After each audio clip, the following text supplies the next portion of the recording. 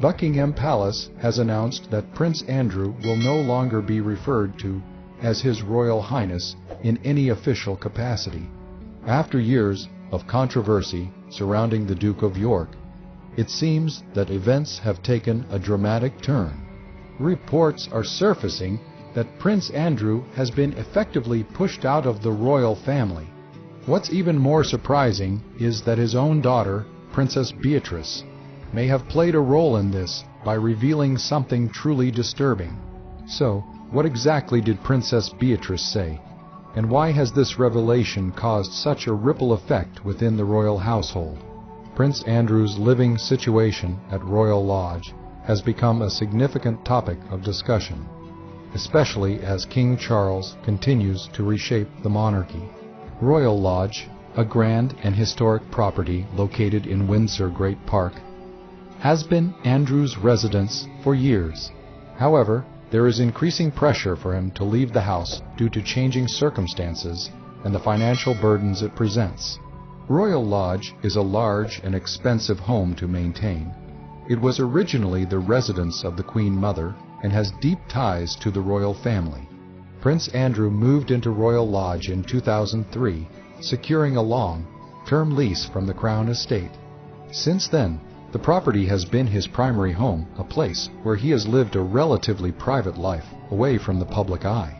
However, the current situation within the royal family has brought this arrangement into question, with the passing of Queen Elizabeth Roman II and King Charles taking over. Priorities have shifted. The king is looking for ways to modernize the monarchy, reduce its costs, and ensure royal properties serve a practical purpose. Reports suggest that King Charles wants Andrew to vacate Royal Lodge not necessarily out of personal animosity, but because it no longer makes sense for Andrew to occupy such a massive and valuable property. The upkeep of Royal Lodge is incredibly costly, and since Andrew is no longer a working member of the royal family, there are growing questions about who is paying for these expenses. For years, Andrew received financial support from the Queen, but since her passing, this support has decreased. Without income from royal duties or public funding, Andrew is reportedly struggling to cover the costs of maintaining the home. King Charles is known for his practical approach to money and property management. He has already made changes to ensure royal estates become more financially sustainable.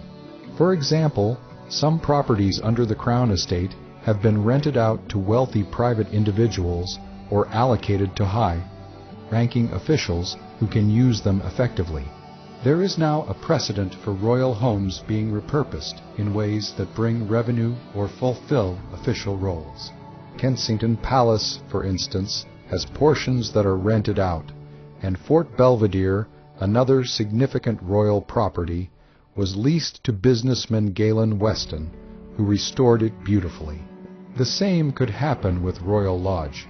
One idea being discussed is to return Royal Lodge to the Crown Estate and rent it out to wealthy individuals. By doing so, the estate could generate revenue that can be reinvested into maintaining royal properties or supporting other official activities. Renting out a historic property like Royal Lodge would appeal to affluent people looking for a unique and prestigious home. At the same time, it would relieve the royal family of the financial burden associated with keeping the house in good condition. Alternatively, the property could be used for other purposes, such as events, charitable functions, or even as a retreat that generates income. Prince Andrew's current lifestyle adds further complexity to the issue. Since stepping back from public duties, he has been living a relatively quiet life at Royal Lodge.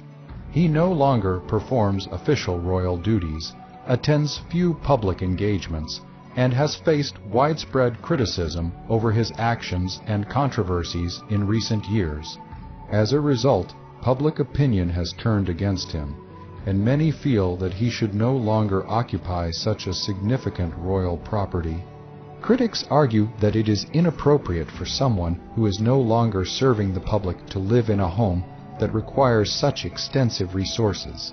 At the same time, there are those who sympathize with Andrew and believe that his situation is a difficult one.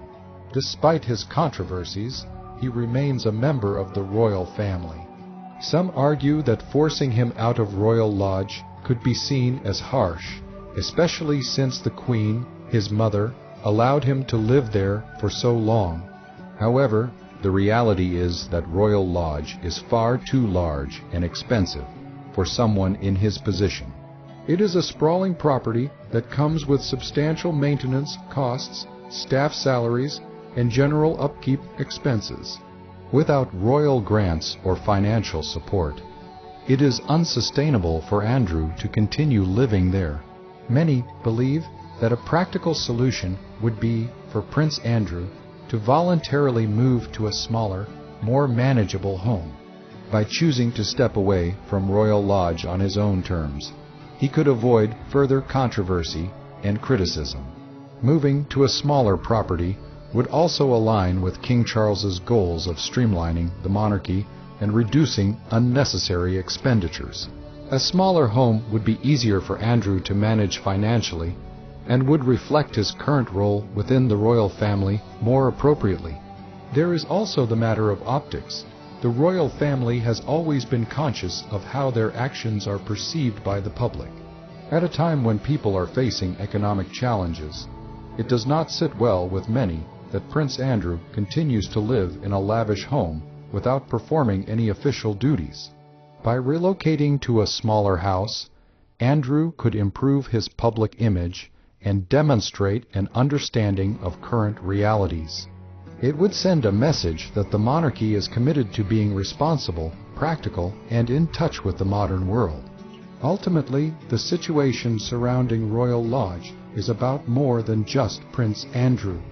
It is part of King Charles's broader efforts to modernize the royal family and ensure its resources are used wisely.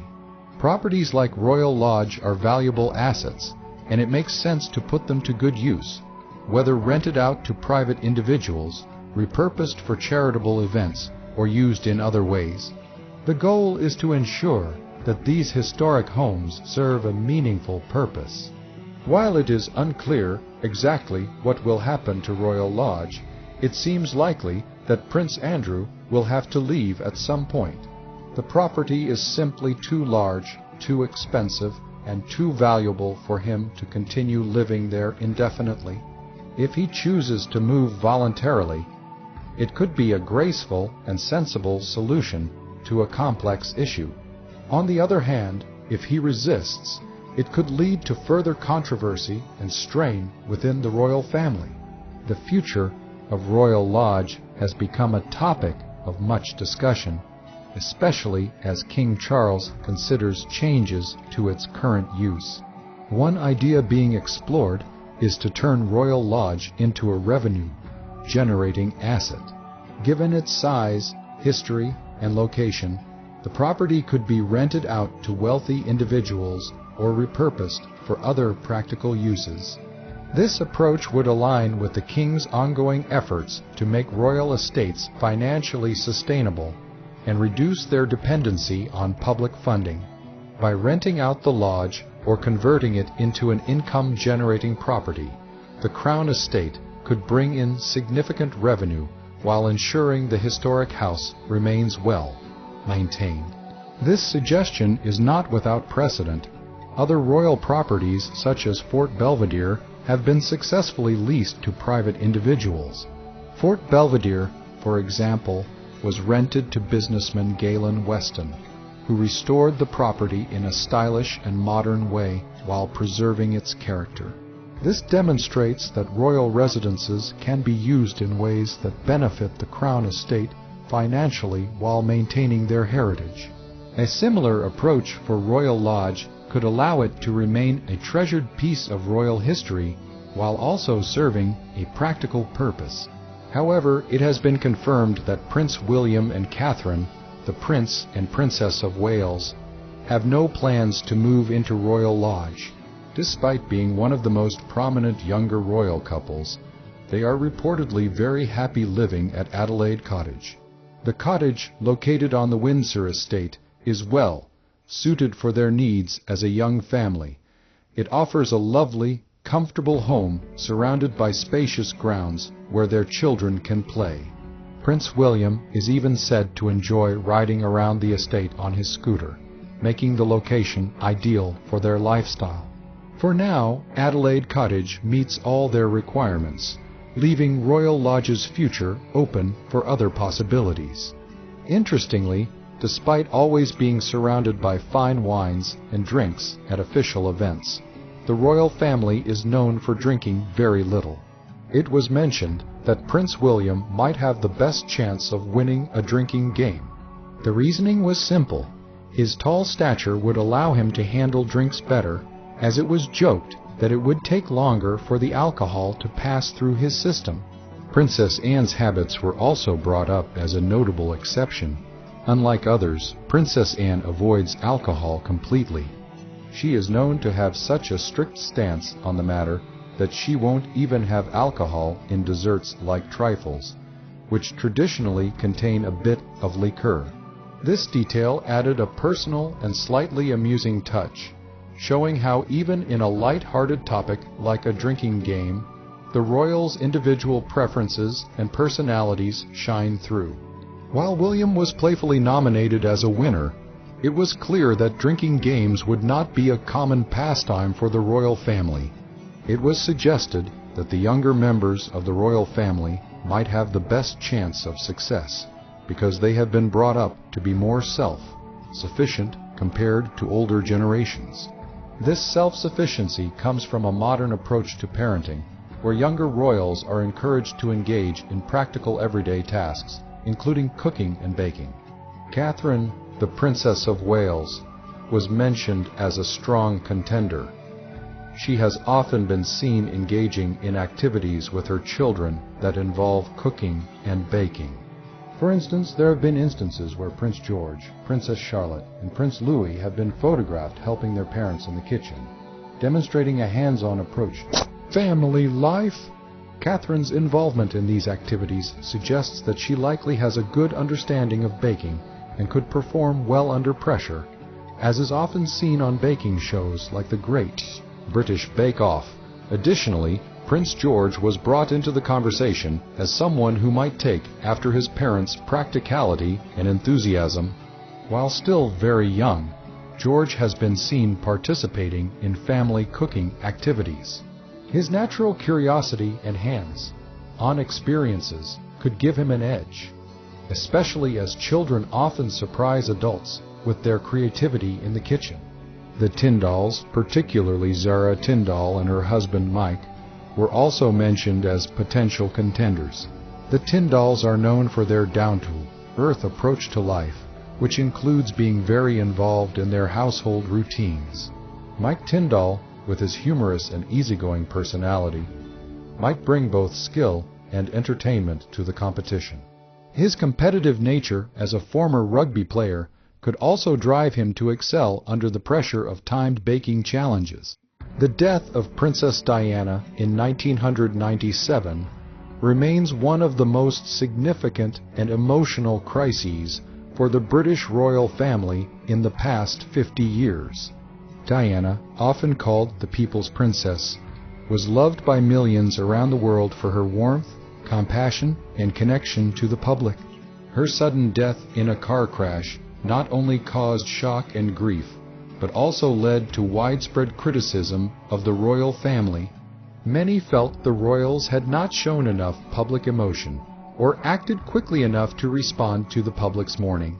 The event created a major divide between the monarchy and the people, forcing the royal family to change how they interacted with the public and adapt to a new era where being seen as relatable and compassionate was essential.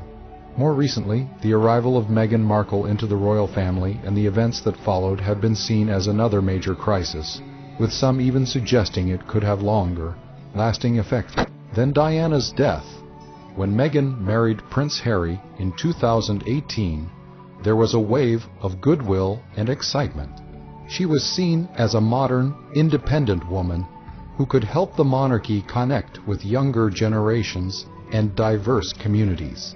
However, things quickly changed. Meghan and Harry's decision to step back from royal duties, along with their public criticisms of the family, led to significant tension within the monarchy. Their explosive interviews and documentary series raised allegations of unfair treatment and lack of support, painting the royal family in a negative light. The controversy surrounding Meghan and Harry has highlighted ongoing debates about the future of the monarchy. While some see their actions as a necessary challenge to an outdated institution, others view them as a betrayal of tradition. The rift they have created within the family and the polarization they have caused among the public make this a crisis that will continue to affect the monarchy for years to come.